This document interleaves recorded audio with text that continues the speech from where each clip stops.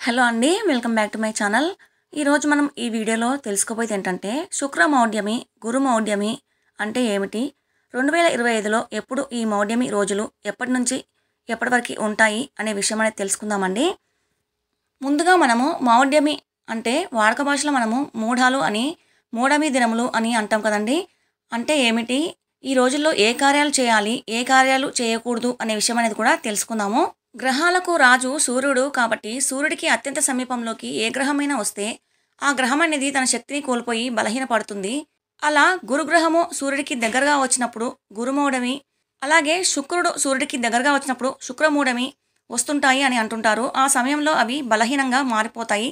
ఈ రెండు గ్రహాలే మనకి సూర్యుడికి దగ్గరగా వస్తే ఎందుకు చేయకూడదు అనుకుంటే, ఈ రెండు గ్రహాలు మనకి ఉచ్చస్థితిలో ఉంటేనే శుభకార్యాలు అనేవి జరుపుకోవాలి అంటారు. ఎందుకంటే ఈ గురు శుక్రులు మనకి నవగ్రహాల్లో అత్యంత ముఖ్య పాత్ర వహిస్తాయండి. కాబట్టి ఆ గ్రహాలనేవి బలహీనపడినప్పుడు మనం ఏ కార్యాలు చేసినా కానీ మనకి కలిసి రావు. కాబట్టి ఈ గురు శుక్ర మూడవ రోజుల్లో ఏ కార్యాలైనా శుభకార్యాలనేవి చేయకూడదు. అయితే కొన్ని కొన్ని కార్యక్రమాలు అనేవి చేసుకోవచ్చు. అవి ఏమేమిటి అనేది తెలుసుకుందామండి. అలాగే అస్తంగత్వం అంటే అస్తంగత్వం అనేది ఎలా ఏర్పడుతుంది అంటే ఏమిటనేది తెలుసుకుందాము. భూకక్షకు బయట కక్షల్లో ఉన్న కుజ, గురు, శని గ్రహాల కంటే భూమి వేగం ఎక్కువ కాబట్టి భూమి సూర్యుని చుట్టూ తిరుగుతూ ఈ గ్రహాలను దాటి వెళ్ళి సూర్యునికి అవతల వైపుకు వెళ్ళినప్పుడు భూమిపైన ఉన్న మనకు ఆయా గ్రహాలు కనిపించకపోవటాన్ని అస్తంగత్వం అంటారు. అంటే మనకి భూమిపైకి గురుడు, శుక్రుడు కనిపించకపోవడాన్నే అస్తంగత్వం అని అంటారు. కాబట్టి ఈ రోజులలో అంటే గురుడు, శుక్రుడు ఏ రోజుల్లో అయితే మనకి కనబడడో ఆ రోజుల్లో శుభకార్యాలు అనేవి తలపెట్టకూడదు అని అంటుంటారు.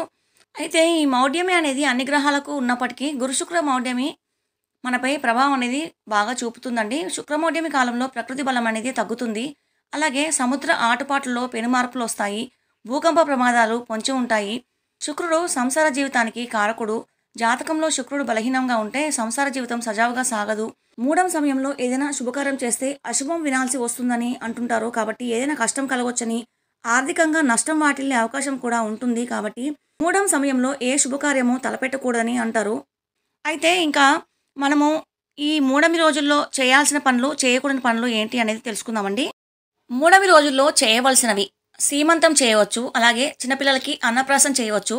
అలాగే ఎవరికైనా గ్రహదోషాలు ఉంటే జపాలు, పూజలు అవి చేసుకోవచ్చు.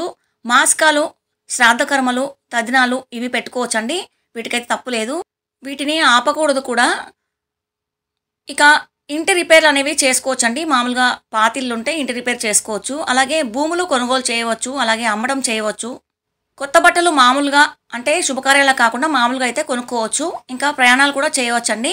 వీటికి తప్పు లేదు. అలాగే ఉద్యోగాల్లో చేరవచ్చు. ఇదైతే అత్యవసరం కాబట్టి దీనికి తప్పు లేదని పండితులు చెప్తున్నారు. కాబట్టి ఇంతవరకు అనేవి మూడాల్లో చేయవచ్చండి. ఇంకా చేయకూడని పనులేంటో తెలుసుకుందాము. శుభకార్యాలు ఏవి జరపకూడదు. అలాగే పెళ్లి చూపులు అనేవి ఏర్పాటు చేయకూడదు. లగ్నపత్రిక రాయకూడదు. వివాహాలు, అలాగే ఉపనయనము, శంకుస్థాపన అంటే భూమి పూజ చేస్తారు కదా, గృహారంభము అవి చేయకూడదు. గృహప్రవేశము, అలాగే పిల్లలకి పుట్టు వెంట్రుకలు తీయడం కూడా చేయకూడదు. ఇంకా మంత్ర ఉపదేశం తీసుకోవడము, అలాగే వ్రతాలు, హోమాలు, యజ్ఞాలు, విగ్రహ ప్రతిష్టలు ఇవి చేయకూడదు. ఇంకా నూతన వధువు గృహప్రవేశము చేయకూడదు. కొత్త వాహనములు కొనకూడదు. బావులు, చెరువులు, బోరింగులు కూడా మీరు వేయించకూడదు. అంటే బావులు, చెరువులు తోపించడము, బోరింగ్ వేయడం కూడా చేయకూడదు. చెవులు కుట్టించకూడదు పిల్లలకి. వ్యాపార ప్రారంభాలు, అలాగే వేద విద్య ప్రారంభం పిల్లల్ని ఒడుగైన తర్వాత తీసుకెళ్ళి వేద విద్య కోసం కానీ లేకపోతే స్మార్థము నేర్పించడానికి కానీ చేర్పిస్తాం కదా వేద విద్య పాఠశాలలో, అలా చేర్పించకూడదు అనమాట. ఇలాంటివి చేయకూడదండి. అయితే 2025లో మనకి మొదట శుక్రమౌఢమి ఎప్పుడు వచ్చిందనేది తెలుసుకుందామండి. క్రోధినామ సంవత్సరము ఫాల్గుణ మాసము అంటే ఉగాదికి ముందు వచ్చే ఫాల్గుణ మాసంలో మనకి మార్చి 18 నుంచి బహుళ చవితి మంగళవారం నుండి మార్చి 28 ఫాల్గుణ మాసము బహుళ చతుర్దశి శుక్రవారం వరకు మొత్తం 11 రోజులు అనేది ఉండబోతోంది. మళ్ళీ మనకి శుక్రమౌఢ్యమి మార్గశిర మాసము శుక్ల దశమి ఆదివారము నవంబర్ 30న మధ్యాహ్నము 1:58 మొదలయ్యి మాఘమాసము 2026 కృష్ణపక్షము ఏకాదశి శుక్రవారము ఫిబ్రవరి నెల 13వ తేదీన 2026న ఉదయము 11:37 అయిపోతుందండి. అంటే 2025 నవంబర్ 30వ తారీఖు నుంచి మొదలయ్యి మనకి 2026 ఫిబ్రవరి 13 తారీఖు వరకు అయితే ఉంటుంది.